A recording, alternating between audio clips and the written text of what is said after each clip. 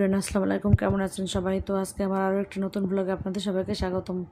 তো এখানে দেখতেই পাচ্ছেন আমার বাচ্চারা খাচ্ছে ফল। তো আমি কি দুপুরে আজকে কী রান্না করলাম ছোটো ভাইয়ার সাথে আমার বাসায়, আর কি করলাম, কোথায় গেলাম, তো সেটাই আমি আপনাদের সাথে শেয়ার করব। বাইরের প্রচণ্ড রোদ, তো এত রোদের তাপ অনেক। তো এখানে আমি আমার তোশকটা একটু নেড়ে দিয়েছি বাইরে। তো এখানে আমি রান্নাঘরে চলে আসলাম ভাত রান্না করার জন্য। তো ভাতটা আমার বলক এসে গেছে।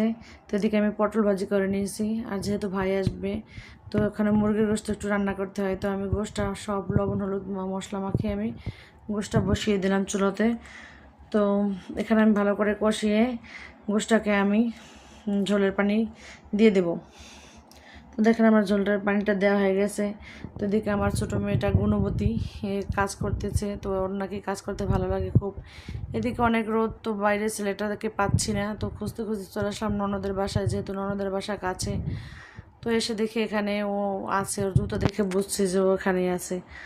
তো ভিতরে চলে গেলাম ননদিনের বাসায়, যে দেখি আমার ছেলে শুয়ে আছে।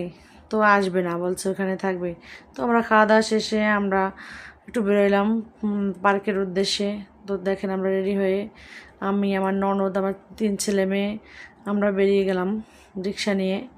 তো এখানে নদীর পাশটাতে দেখেন কত সুন্দর দৃশ্য। এখানে অনেক ঠান্ডা ঠান্ডা আবহাওয়া, খুবই ভালো লাগতেছিল ঘুরতে। যে তোমার ছেলেমেয়েরা অনেক খুশি। তো এখানে আমরা টিকিটের কাউন্টারে গেলাম। তো এখানে আমরা 10 টাকা করে টিকিট কেটে নিলাম। তো পরবর্তী ভিডিওতে দেওয়া হবে। তো সবাই ভালো থাকবেন, আমার ভিডিওতে একটু লাইক কমেন্ট করবেন। আল্লাহ হাফেজ।